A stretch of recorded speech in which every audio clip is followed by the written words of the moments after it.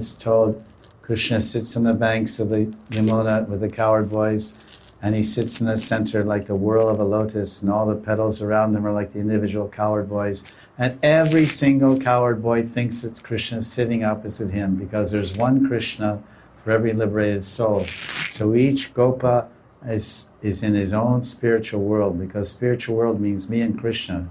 He doesn't see the other Gopas, he doesn't see anyone but Krishna. Everywhere this is throughout if you know the 10th canto, you read the 10th canto with a philosophical mind and some logic and reason, you can realize all the tattvas. All the truths and tattvas are there. Because the sandarbhas are simply throwing you back into the Bhagavatam.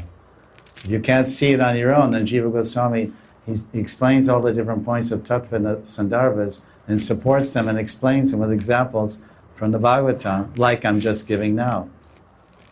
Oh, I wish we had a son like Krishna. He's so cute and so beautiful.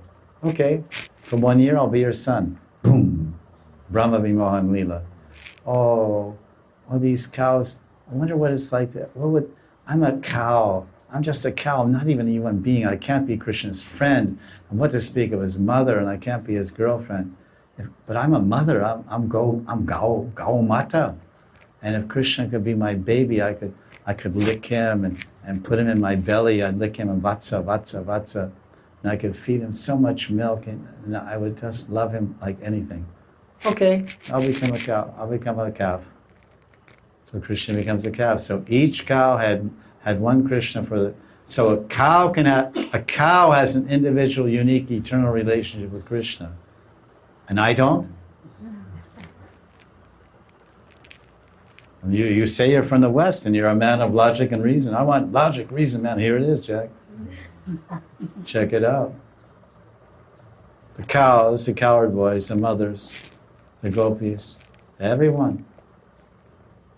This is the beauty and amazing.